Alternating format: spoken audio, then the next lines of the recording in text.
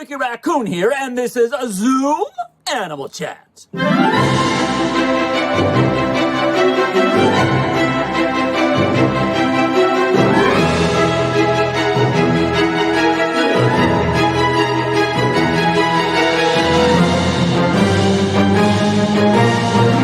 Hey everybody, Ricky Raccoon, and I am hanging out right here at Ricky Raccoon World Headquarters. I am looking for pollinators here in my very own backyard. Let's look at these lemon blossoms and see if we can find some bees buzzing around. Hey, I see a honeybee now. If you look closely, you can actually see the pollen on its legs. That's amazing.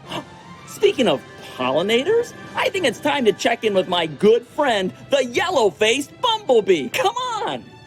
Well, hi there, Bobby. Ooh, hey there, Ricky! Hey there, Green Rangers! Whoa, it looks like you're having fun!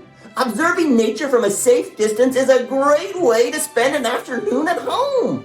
Where are you right now? Safe and sound underground! You see, unlike the European honeybees who build their hives high up in trees, we yellow-faced bumblebees make our nests low down underground. In fact, sometimes we'll even repurpose abandoned rodent burrows. I think a gopher used to live here. Yeah, based on the smell. Where exactly do yellow-faced bumblebees, or Bombus vosnesensky for you scientific types, live? Yellow-faced bumblebees are West Coasters. We live on the west coast of North America. You can find us everywhere from Baja California, Mexico, all the way up to British Columbia, and everywhere in between. Oregon, Washington, and of course, right here in California. In fact, we are the most common bumblebee in all of California. Dude! Dude! Dude! Dude! Does it get crowded living underground, surrounded by all those bumblebees?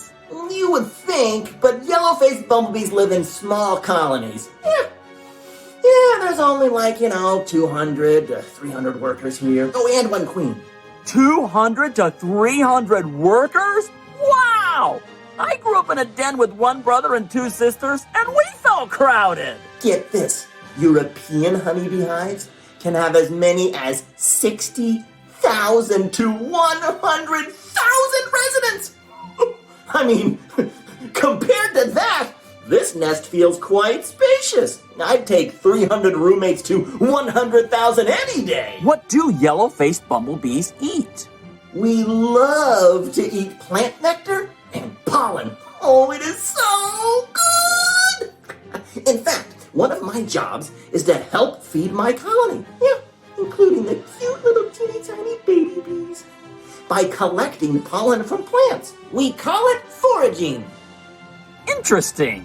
Most plants can't go anywhere. They're stuck in the ground. So they rely on pollinators like myself to reproduce. Me and my friends fly from flower to flower, collecting pollen for our colony. As we travel, we'll leave some pollen behind on each flower. That pollen allows the plants to produce new seeds and eventually new plants. And the cycle starts all over again. The flowers help us and we help the flowers. We rely on each other for our survival. Sounds like a symbiotic relationship for all you scientific types. Yep.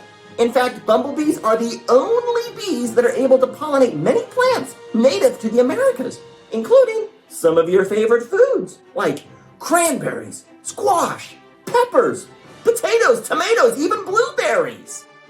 I heard that you use a pollination technique called buzz pollination, or sonication. For all you scientific types. Exactly. Yellow-faced bumblebees use a technique called buzz pollination to collect pollen. Here's how it works.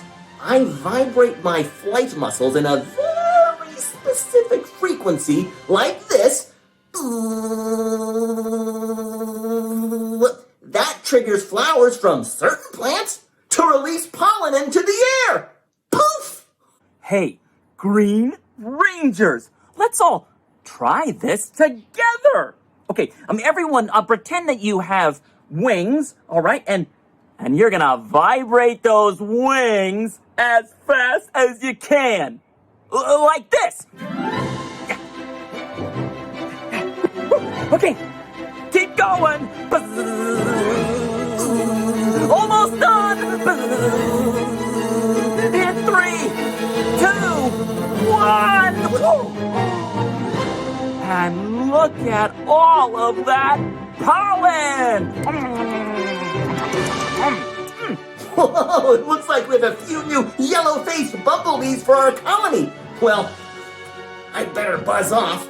Lots of pollinating to do. Goodbye, Ricky. Bye-bye, Bobby. I'd like to thank my very special guest, Bobby, for joining us today. And hopefully we'll see all of you again soon on Zoom Animal Chat.